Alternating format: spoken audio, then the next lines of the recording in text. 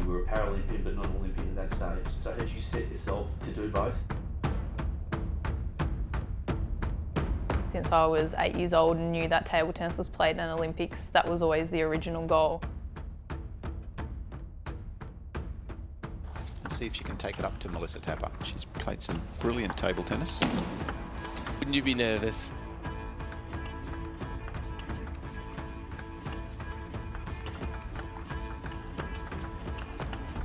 Yes, she can! Well done, Melissa Tapper, the first Australian athlete to make the Paralympics and the Olympic Games. That is an outstanding achievement. Outstanding achievement. Melissa Tapper, how does it feel? You've just qualified for the Olympics.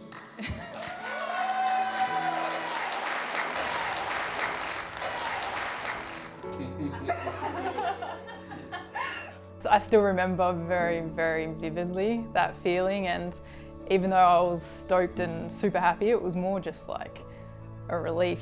After 2012, I missed out just narrowly qualifying for the Olympic team, so I guess it was heartbreaking, but at the same time I was still so excited that I was getting to head over for the Paralympic Games. If you'd been denied a second time in 16, would you have continued to pursue the Olympic dream? It was definitely a big goal of mine. After missing out on London, that feeling of falling short and thinking, it's so hard, can I do it, maybe I can't. But I think what I have learned is that you don't make such big decisions straight after a loss. Give things some time until you're in a better mind frame to think things out.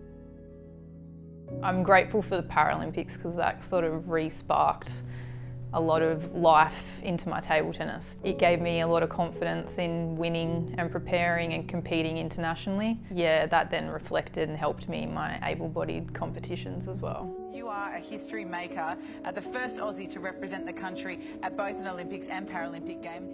I presume you were aware that to do what you did to qualify for both would be history, that no one had ever done it before. Like I was aware that it was going to be something that hadn't been achieved before, but to me in my head it doesn't actually, it's not like I'm taking two pathways. I'm just turning up for another competition and doing my best to play my best. The byproduct of having that dream just was that it made history.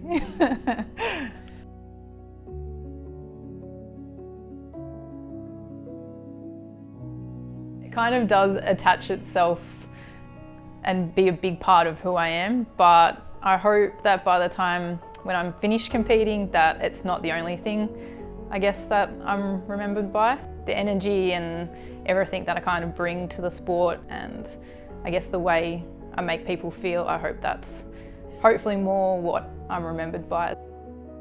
3 days ago I was sitting inside the table tennis hall and behind me there was a young kid talking to their parent and saying, that's Melissa Tapper, she went to the Olympics and the Paralympics. One of the biggest things to come out of it, people are talking about table tennis, they're seeing table tennis, and I look now and particularly at the club that I play at, and it's very even 50-50 male females inside the hall. When I was growing up I was, probably 5% of the females that were inside the hall. I hope that I had some sort of contribution into that as well in terms of bringing more females into the sport, because they're seeing it, they know something's achievable as well. Knowing that you get to put the green and gold on and compete on the world stage at the biggest sporting event, I think it's pretty awesome every time you get to have that feeling, yeah.